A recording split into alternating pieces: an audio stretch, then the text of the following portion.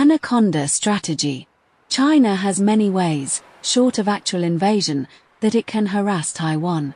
Shashank Joshi, defense editor, The Economist. Senior American military officials have said they believe China's leader, Xi Jinping, wants his armed forces to be ready to invade Taiwan should the order be given by 2027. That suggests the year ahead will be a crucial one for the People's Liberation Army and its navy, which have been churning out ships, jets, drones, and missiles at breakneck speed.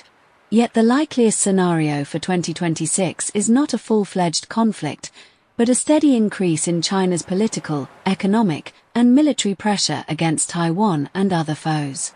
After Nancy Pelosi, then Speaker of America's House of Representatives, visited Taiwan in 2022, China conducted missile tests and naval drills around Taiwan, essentially simulating a blockade. It has since tightened that noose. In 2025, the PLA conducted live-fire drills in the Taiwan Strait and sent record numbers of aircraft and ships across the so-called median line. The result is a new normal in which China could pivot from exercise to a real blockade in far less time than it would have taken a few years ago.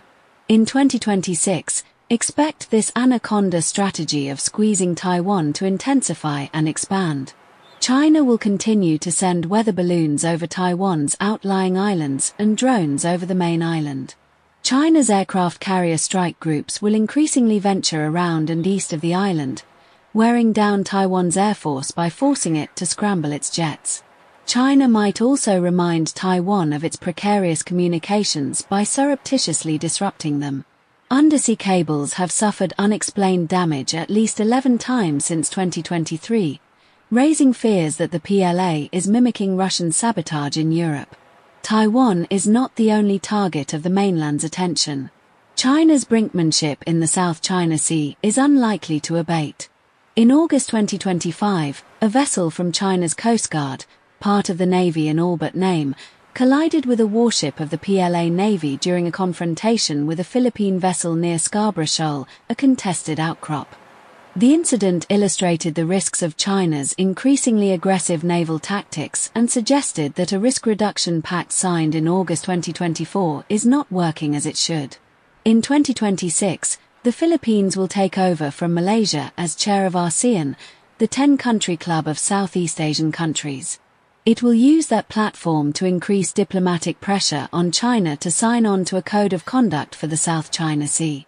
Alongside diplomacy, the Philippines will also seek to bolster deterrence by asking for more American support, possibly including joint patrols. The wild card is a crisis in the East China Sea, farther to the north, where China claims the Japanese-controlled Senkaku Islands. In 2025, China's Coast Guard set a record for the longest-ever intrusion into those islands' territorial waters, with a 92-hour stay after the pursuit of Japanese fishing boats. Experts worry that in 2026 China might establish a permanent naval presence there, chipping away at Japan's legal claim. China could also expand its exploitation of resources near those disputed waters, adding to the 2 new oil and gas platforms it constructed in 2025. The threat China poses is real, warned Pete Hegseth, America's defense secretary, in May 2025. And it could be imminent. Many of China's neighbors share that sense of alarm. But their immediate concern is less a sudden explosion of violence than a slow, steady, and invidious process of creeping dominance by China, as it expands its naval footprint and suffocates Taiwan's economy.